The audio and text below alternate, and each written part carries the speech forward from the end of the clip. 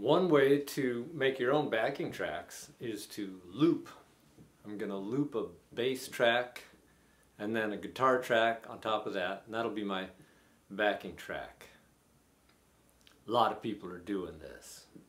Seems like a lot of trouble. Okay, A flat, 2-5-1 chord progression in A flat major.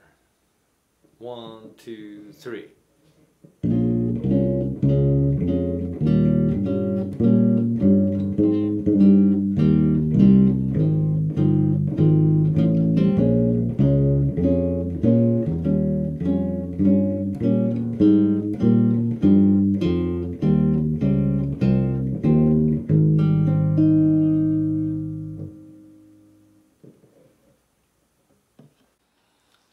Going to play the A flat, the 2-5-1 improv with a little variation on the scale in thirds. Remember that we did scale in thirds like that, repeating a note, repeating each note. This time the variation is going to be putting a half step underneath in that little rest space instead of just rest, rest. We're going to put half step under each degree of this A flat major. And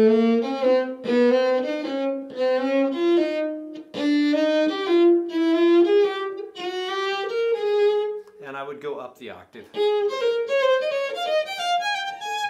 I'm plugged in for a little bit of reverb and the upper octave gets a little shrill when I'm plugged in here, but I'm going to stay in the lower octave. Same thing descending. Instead of just repeating the note,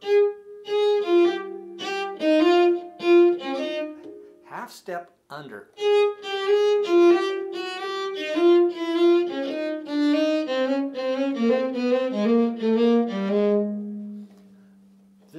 This variation was taught to me by a guitar teacher, a great jazz guitarist, who I won't drop his name right now, but he said this is a great way to get started on bebop type of improvisational ideas. It gets you into a more chromatic way of fingering.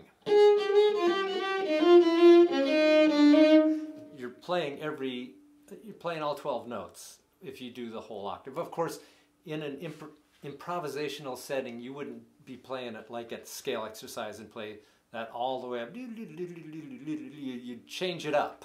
You'd throw in some variety. But this is a great way to get some bop riffs started.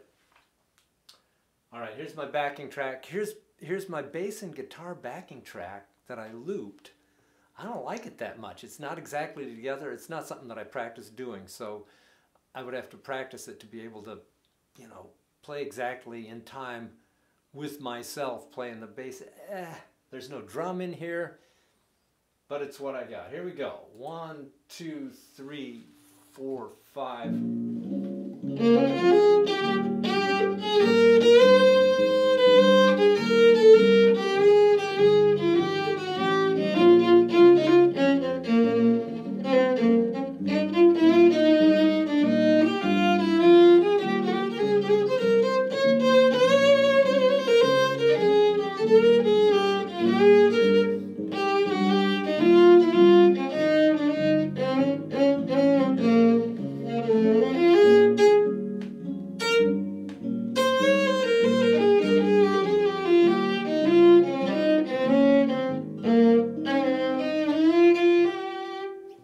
That was the end of my track. Okay, you get the idea. The next key is going to be D flat, 5 flats.